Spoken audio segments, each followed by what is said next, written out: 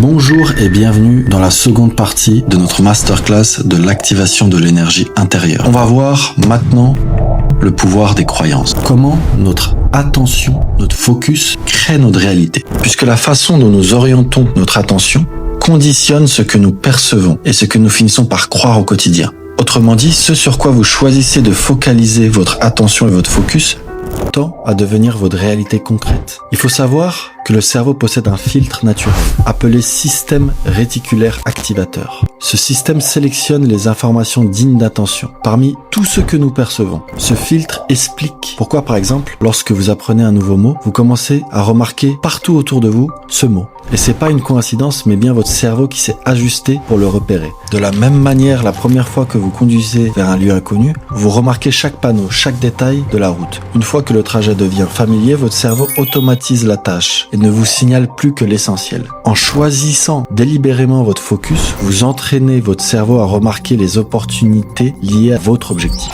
Si vous fixez une attention claire, le système réticulaire activateur va mettre en avant les personnes, les informations et occasions qui vous aideront à le réaliser. En d'autres termes, ce sur quoi vous portez votre attention jour après jour finit par colorer votre réalité. Et la bonne nouvelle, c'est que vous pouvez utiliser ce biais à votre avantage, en dirigeant volontairement votre attention sur les éléments positifs ou sur votre objectif. Eh bien, quand vous faites ça, vous conditionnez votre esprit à voir davantage les opportunités pour grandir et réussir. Pour illustrer la force des croyances et de l'attention, on va prendre l'exemple des relations sociales. Nous sommes par définition des êtres sociaux. Et pour la plupart des gens, l'un des plus grands plaisirs de la vie, ce sont en effet les échanges sociaux. Il est donc important de développer des croyances positives à cet égard, puisque être pleinement à l'aise dans les échanges sociaux et forger des croyances positives à leur sujet est essentiel pour une vie épanouie. Alors, il vous est déjà sûrement arrivé de rencontrer quelqu'un et de sentir immédiatement le courant passer,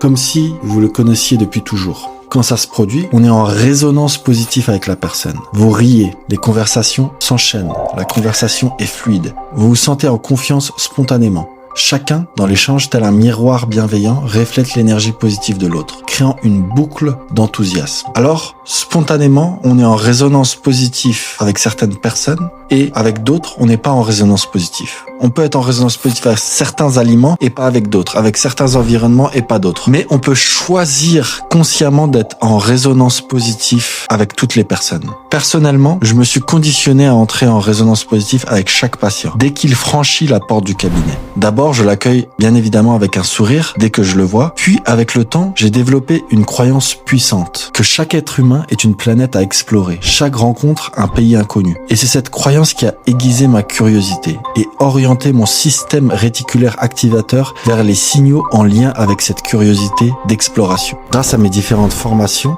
en PNL et hypnose, j'utilise par exemple les métamodèles pour clarifier, questionner et creuser la pensée de l'autre, comme on explore un monde intérieur, jusqu'à faire émerger les schémas et croyances qui structurent son expérience. Et personnellement, je trouve ça passionnant et profondément utile. En parallèle de ça, de cette croyance, je me mets en résonance positive avec le patient, par une synchronisation fine. J'adopte le même rythme de parole, le même type de langage, la même respiration, la même posture. S'il est kinesthésique, j'adopte une posture sensorielle. S'il est visuel, j'emploie des images et des mots visuels. S'il est auditif, j'utilise des formulations sonores. Je m'accorde aussi à ses valeurs, ses croyances et ses critères sociaux, et aussi son état interne. Par exemple, s'il est en colère, je me mets en colère aussi. Et mon intention avec tout ça est claire, c'est créer une alliance thérapeutique solide, un véritable co-accord. Et système réticulaire activateur et résonance positive sont intimement liés. Et bien sûr, si je détecte un désalignement profond, valeurs opposées, objectifs incompatibles, croyances incompatibles avec les miennes, je ne force jamais. J'explique, je réoriente vers un autre confrère.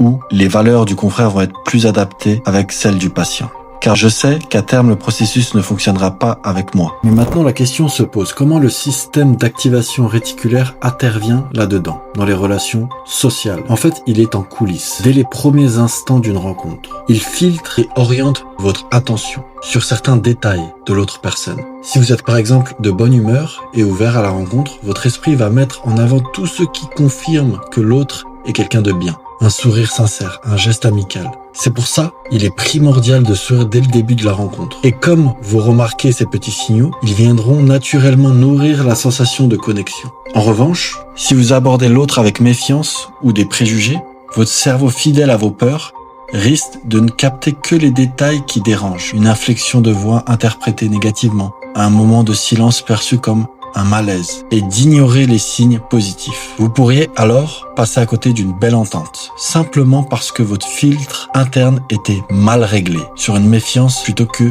sur une bienveillance. Autrement dit, être en résonance positive avec quelqu'un, c'est en partie s'autoriser à l'être. C'est permettre à votre esprit de chercher le bon chez l'autre, de trouver les points communs ou complémentaires qui vont vous enrichir mutuellement. Plus vous êtes au clair sur ce que vous appréciez chez autrui, et plus vous cultivez ces qualités en vous, et plus votre système activateur réticulaire va faire ressortir ces mêmes qualités chez les personnes que vous rencontrez. C'est un cercle vertueux. En valorisant le positif, vous le voyez davantage, vous le renforcez et la connexion humaine s'épanouit plus facilement. Vous avez sans doute déjà remarqué comme quelqu'un de généreux repère tout de suite la gentillesse chez l'autre, ou qu'une personne profondément ambitieuse sent immédiatement qui d'autre a de grandes aspirations. Le cerveau est littéralement entraîné à détecter ces traits-là. En conséquent, les liens se tissent plus vite entre personnes sur la même fréquence d'âme. Bien sûr, la résonance est mutuelle. Quand deux personnes se mettent à vibrer positivement, ensemble, elles s'entraînent l'une à l'autre. Chacun renforce le sentiment chez l'autre,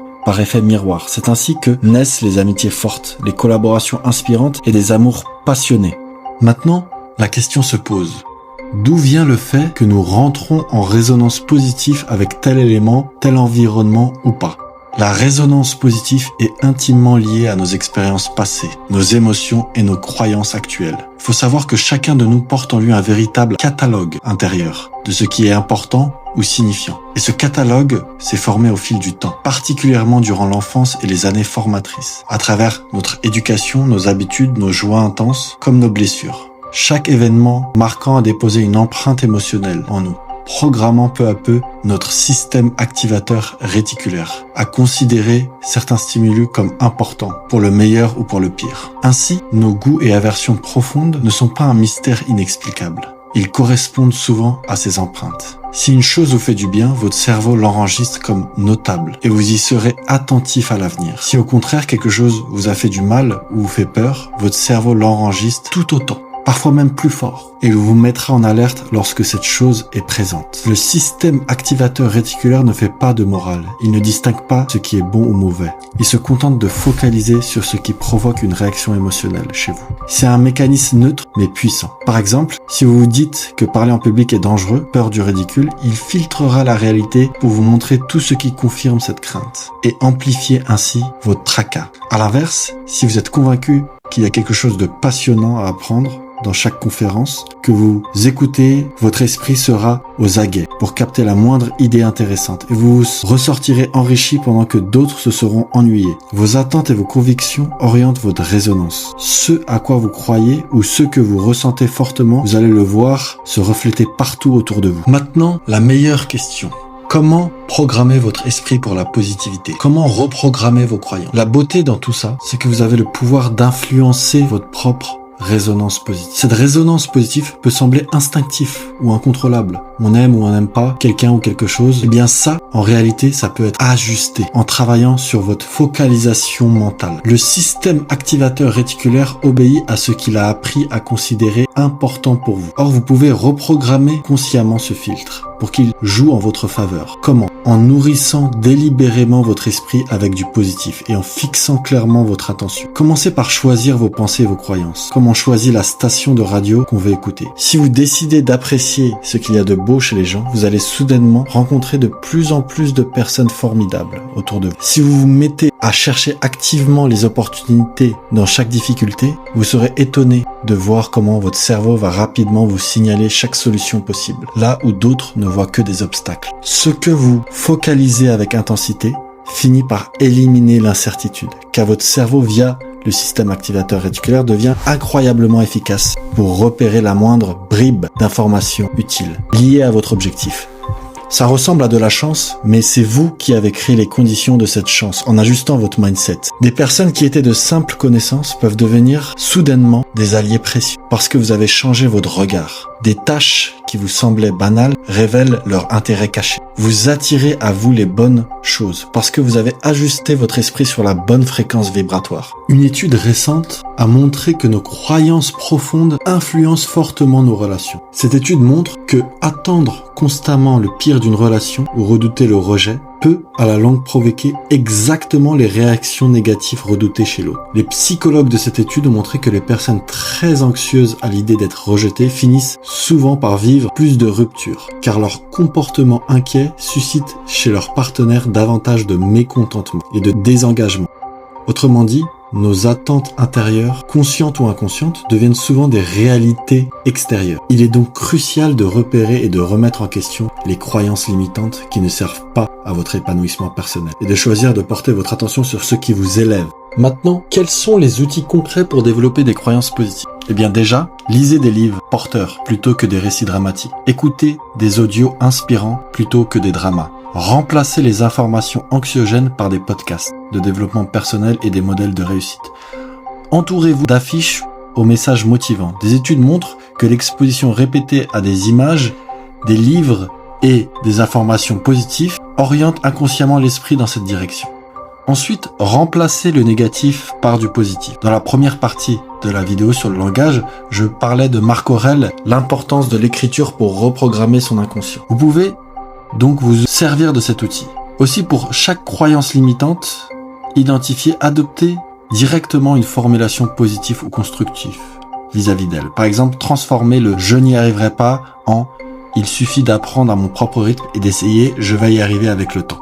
À force de répétition, ces messages s'impriment dans votre esprit et contrebalancent la petite voix intérieure négative. Ça peut sembler artificiel au début, mais les neurosciences montrent que le cerveau réagit à la répétition. Peu à peu, de nouvelles connexions neuronales se forment et consolident ces croyances. Vous pouvez aussi y associer la visualisation.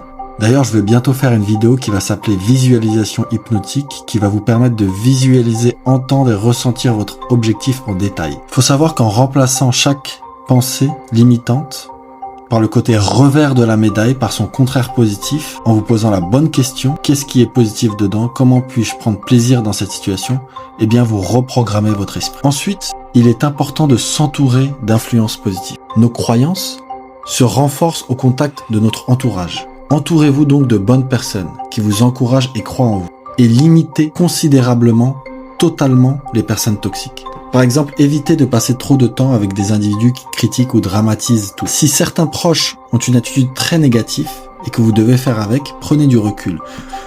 Vous pouvez les aider en leur suggérant des séances d'hypnose ou être accompagné par un professionnel qui pourra les aider. Mais s'ils veulent pas être aidés, eh bien prenez de la distance car vous allez couler avec eux. En cultivant un entourage optimiste et constructif, il vous sera plus facile de nourrir vos croyances positives. Par exemple, rejoignez des groupes ou des communautés qui partagent vos objectifs et vos valeurs. Côtoyez régulièrement d'autres personnes qui réussissent dans la voie que vous visez. Alors c'est vrai, il y a beaucoup de personnes négatives quand même. En psychologie, il y a la stratégie de renard. On peut adopter cette psychologie face à ces personnes, d'être un renard. Par exemple, certaines personnes sont toxiques dans un contexte et très bien dans un autre. Exemple personnel. J'avais un ami, 10 sur 10 pour rigoler, faire la fête, etc. Mais dès qu'on parlait d'affaires, il était frustré et très en colère. La stratégie renard consiste à prendre la personne dans le contexte donné uniquement. Ne le voir que dans le milieu festif et ne plus parler d'affaires avec lui. Astucieux et écologique. Sauf que la valeur authenticité était quelque chose de très important pour moi. Et sincèrement, je n'aime pas jouer les hypocrites. J'ai donc essayé de lui rendre service en lui suggérant gentiment qu'il avait besoin d'un accompagnement psychologique sur plusieurs séances, mais ça l'a mis encore plus en colère. J'ai donc naturellement coupé court totalement à la relation. Et vous avez sûrement un ami en mode brouillard, sympa par moment, mais dans une autre situation, ça clignote rouge. Eh bien, poubelle. Je vous conseille sincèrement de supprimer et bloquer son numéro. Un autre point, c'est passer à l'action. Passer à l'action pour matérialiser les croyances. Les croyances se consolident par l'action et la répétition. Pour ancrer une nouvelle croyance positive, il vous suffit pas de la penser, de l'écrire en théorie. Il faut agir concrètement en cohérence avec elle, même par des petits pas. Chaque petite action accomplie, même modeste, devient une preuve concrète pour votre cerveau que oui, vous êtes capable et vous matérialisez la croyance. Par exemple, si votre nouvelle croyance est « je peux améliorer ma forme physique », engagez-vous à marcher 20 minutes chaque jour ou à faire quelques exercices simples et observez vos progrès au fil des semaines. Attention, si vos croyances négatives sont particulièrement tenaces ou liées à des traumatismes profonds, il est très recommandé d'être accompagné par un professionnel de la santé. Maintenant, pour finir cette vidéo sur les croyances, je vais vous raconter une histoire qui englobe la puissance du système réticulaire activateur et de la résonance positive. Comment on peut l'utiliser dans la vie de tous les jours. Cette histoire, c'est l'histoire de Julien, qui se tient appuyé contre le mur du salon, son verre à la maison. Autour de lui, la fête bat à son plein. Conversation vive, rire éclatant, musique douce en fond. Pourtant, il se sent étrangement en retrait. Son cœur bat un peu trop vite et il baisse les yeux, persuadé de ne pas trouver sa place au milieu des échanges animés. Depuis le début de la soirée, Julien a l'impression d'être invisible. Chaque éclat de rire, à l'autre bout de la pièce, il l'interprète comme la preuve qu'il n'est pas intéressant. Il croit apercevoir un regard ennuyé lorsqu'il prend la parole, ou un sourire poli qui s'éteint trop vite. Ces petites scènes alimentent en lui un dialogue intérieur. Tu vois, tu n'as rien d'intéressant à raconter. Plus les minutes passent, plus il se referme, piégé par ses propres perceptions négatives. C'est alors qu'une phrase lui revient en mémoire, comme une bouée de sauvetage dans le tumulte de ses pensées.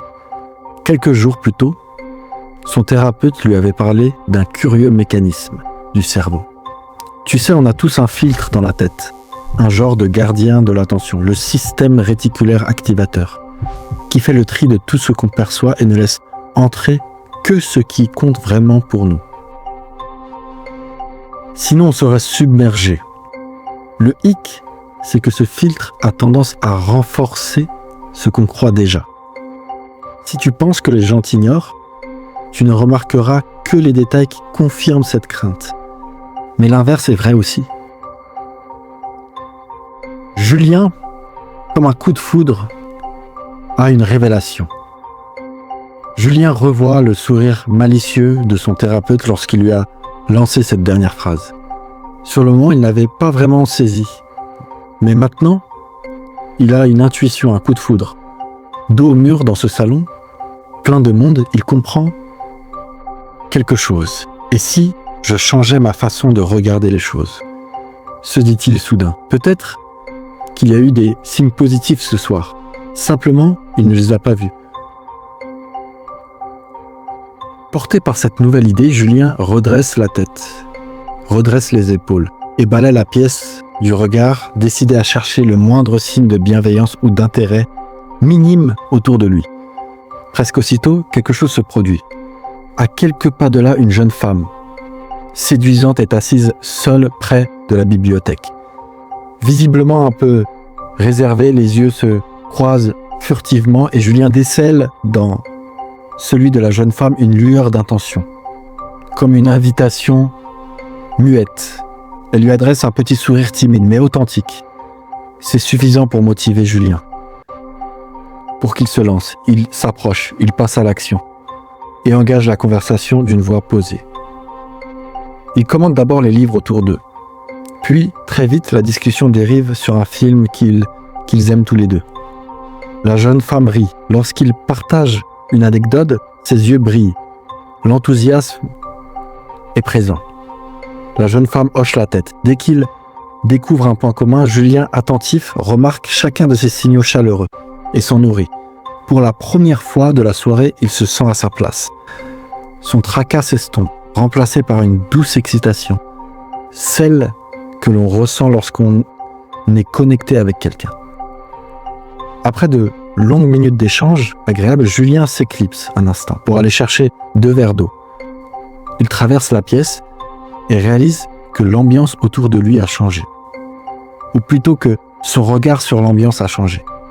Il voit maintenant d'autres visages, souriant. Des inconnus qui lui font un signe de la main. Un ami qui l'appelle pour le rejoindre. Tout ce positif avait toujours été là en fait. Simplement, il ne l'avait pas remarqué. En osant chercher les bons signes, il a comme débloqué un nouveau type de réalité.